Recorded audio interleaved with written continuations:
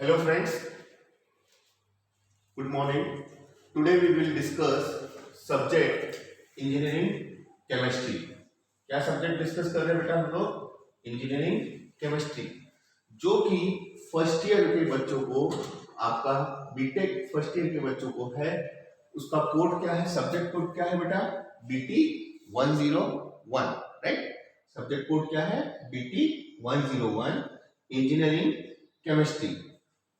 Engineering chemistry का जो syllabus है बेटा आपका, वो सिलेबस कुछ इस प्रकार से है। फर्स्ट यूनिट जो है आपकी, first unit number 1 is water analysis and treatment. पहली यूनिट क्या है आपकी? Water analysis and treatment.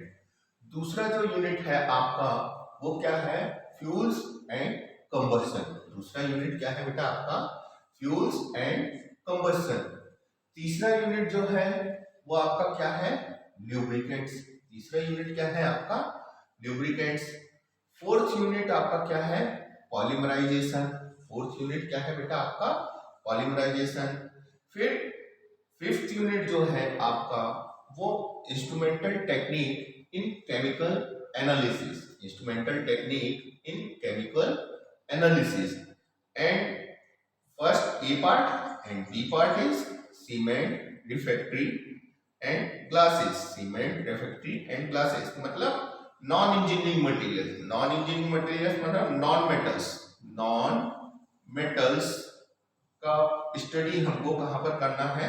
इस चैप्टर में, इस टॉपिक में हमको किसका स्टडी करना है? आपका सीमेंट, रिफ्रैक्टरी एंड ग्लासेस का। तो इसको अपन यूनिट नहीं बोलते, चैप्टर बोल देते हैं कि आपका क्या है?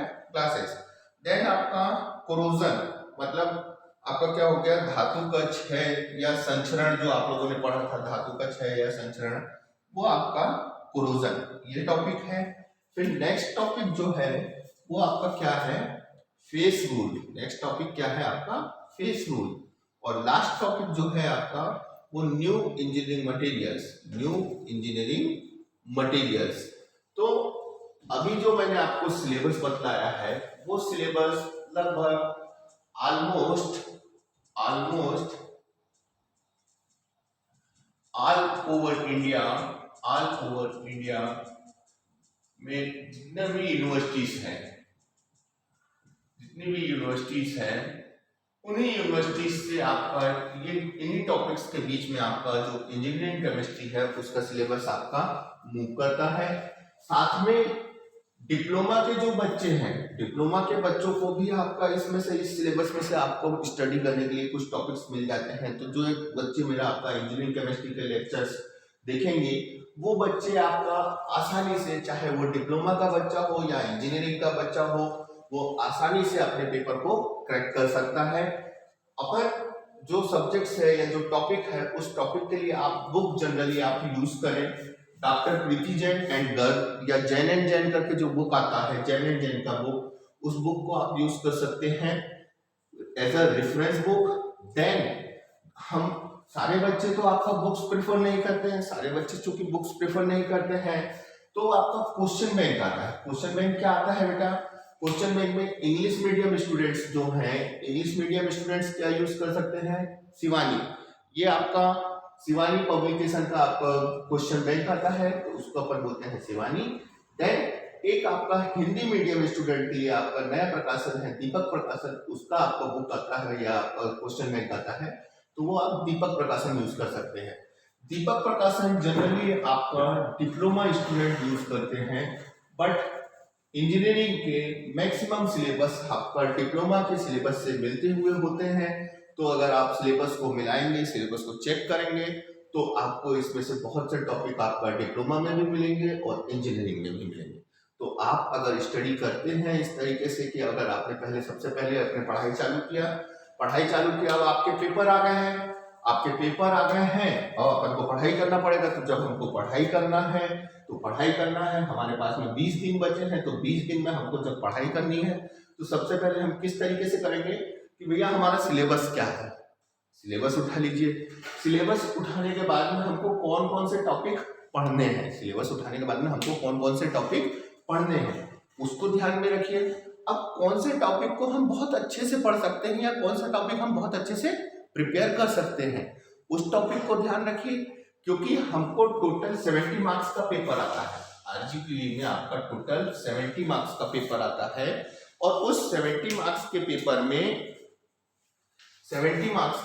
में आपको कितना लाना रहता है? 22 मार्क्स लाना रहता है पास होने के लिए। 70 मार्क्स के पेपर में आपको कितना मार्क्स लाना रहता है? 70 मार्क्स का आपका पेपर आता है, आपको पास होने के लिए कितना लाना है? 22 मार्क्स लाने हैं।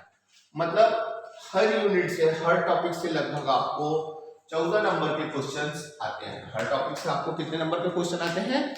14 नंबर के क्वेश्चन आते हैं, जो आपके सिलेबस में जो भी इस 9 टॉपिक में आपके 5 चैप्टर्स बनेंगे। 9 टॉपिक जो दिए हुए हैं ये लगभग ऑल ओवर यूनिवर्सिटीज के दिए हैं, जितनी भी यूनिवर्सिटीज हैं उसके। क्योंकि आप लोग आरजीपीवी के स्टूडेंट हैं, तो आरजीपीवी के स्टूडेंट सबसे पहले अपना सिलेबस चेक करें कि मेरे को इस टॉपिक में से कौन कौन से टॉपिक सिलेबस में पढ़ने हैं, है ना।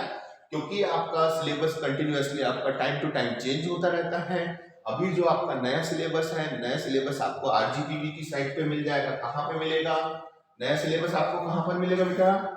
rgpv.ac.in। इस पर जब आप जाएंगे तो इस पे आपको 2 चीजें मिलती हैं। एक तो क्या मिलता है? स्कीम मिलती है। दूसरा क्या मिलता है? सिलेबस मिलता है। तो सबसे पहले अब चूंकि हमारी परीक्षा आ गई है, तो हम क्या करें? हमारा सिलेबस फर्स्ट थिंग डाउनलोड कर लें। डाउनलोड करने के बाद में सिर्फ उसको मोबाइल पर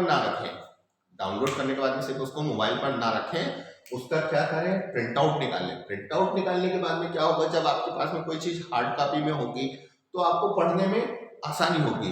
तो उसको हार्ड कॉपी में निकाल लिया हमने सिलेबस और स्कीम को निकालने के बाद में हमारे पास में जो भी पुस्तक है या आपका क्वेश्चन बैंक है, हम उसके फर्स्ट पेज पर जाए। फर्स्ट पेज पे आपको कौन कौन से टॉपिक पढ़ने हैं, आपका कौन कौन से टॉपिक आपका उस चैप्टर के अंदर है, वो सारी की सारी डिटेल आपको इस सिलेबस से मिला है। इस सिलेबस से मिलाने के बाद में उसको हाइलाइटर से हाईलाइट कर दें। हाईलाइटर की हमको ये चीजें पढ़नी है, ये टॉपिक्स पढ़ने हैं। देन हम हमारा प्रिपरेशन जो है वो स्टार्ट करते हैं। 20 डेज बचे हैं। 20 डेज मतलब अपने को क्या खेलना है? 20-20 खेलना है, right? Okay, thank you very much.